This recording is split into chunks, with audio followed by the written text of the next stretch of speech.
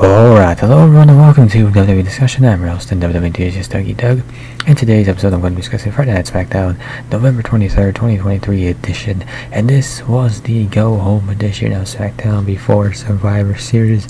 And what a fun show this was. The 2 hours kind of just flew by, it seemed like, with how well put together the show was and how good the overall action was.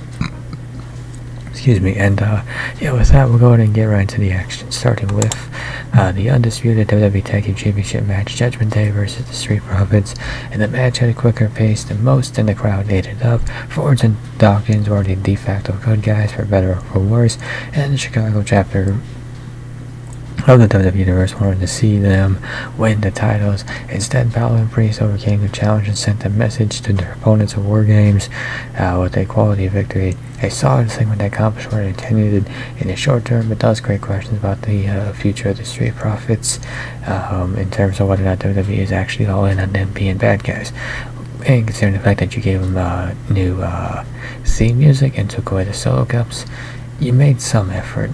I will say though, it is kind of disappointing that they did this matchup before Survivor Series War Games. This would have been a better thing to wait until after War Games. I did want the Street Profits to win, and I think the Street Profits should have won, but I understand not wanting the Judgment Day to lose a match, especially to a tag title match before a big match like War Games. I understand it, which is why you should have waited until next week to do this match.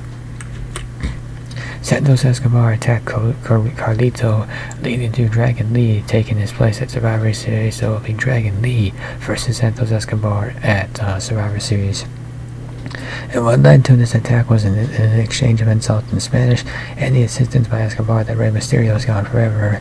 A sneak attack after they initially got separated by Escobar left Carlito crunching his arm, suggesting that he would be unable to compete in the match at Survivor Series. Spoiler alert, he was. Backstage, following commercial break, Escobar looked to Federal injured Carlito until Dragon Lee made the save, fending off Escobar and leading to that change in the Survivor Series lineup. The intensity here was great. Escobar is already one of the more hated guys in the company, and Lee stepping up to defend the LWO and Mysterio while being an official member of the faction at to this point is a great way of building his presence on the show. So we'll be curious to see how WWE books this one, because Escobar versus Carlito seemed like it was going to seem more likely than not Escobar was going to win. But when you got like somebody like Dragon Lee, who WWE's been building up pretty well on SmackDown, how do you handle this one? Who wins this matchup? You take the DQ or count out route, that's a cheap out. So somebody's going to take a pinfall, so somebody should take a pinfall here. Question is, who does it? Who does? Braun and Brutes versus Pretty Deadly, and might the Braun and Brutes be no more? Well, it seems like it. Last week, Butch errantly blasted Ridge Holland with a rope kick, and it appears that Ridge Holland was still pretty sore about it, or still in his feelings about it. He walked on his partner and left him to fend for himself against Pretty Deadly, and give credit to Butch, he turned in a spirited performance, but a black tag and roll up pretty much ended that showing. This would seem to suggest one of two things: Butch and Holland are poised to go their separate ways, or Sheamus is going to return and bring the boys back together.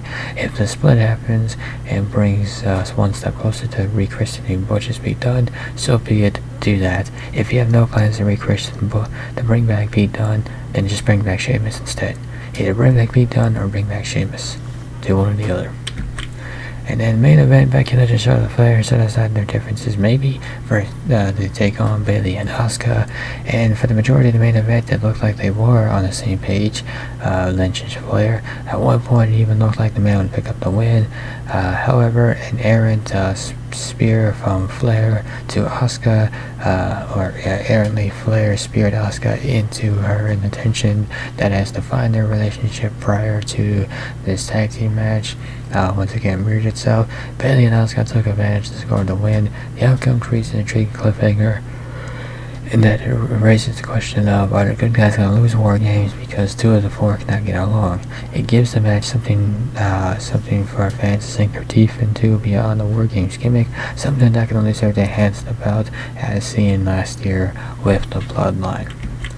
So in conclusion, this episode of SmackDown blew by a good This episode of SmackDown going by fast seemingly was a good sign for WWE as it's had to put the final touches on Survivor Series. The Judgment Day looked strong. There continued to be substantial attention paid to the women's division and the storyline involving Lynch and Flair. And there was a hot angle from Carlito and Escobar. There wasn't a fun tag team match between Owens and Knight versus Theory and Waller. And you have a show that was easy to watch and undoubtedly drummed up more interest for one of the bigger shows of the year. In fact, the last main roster premium event of the year. And yeah, with that will conclude this episode of the WWE discussion. If you enjoyed this episode, be sure to hit that like button down below.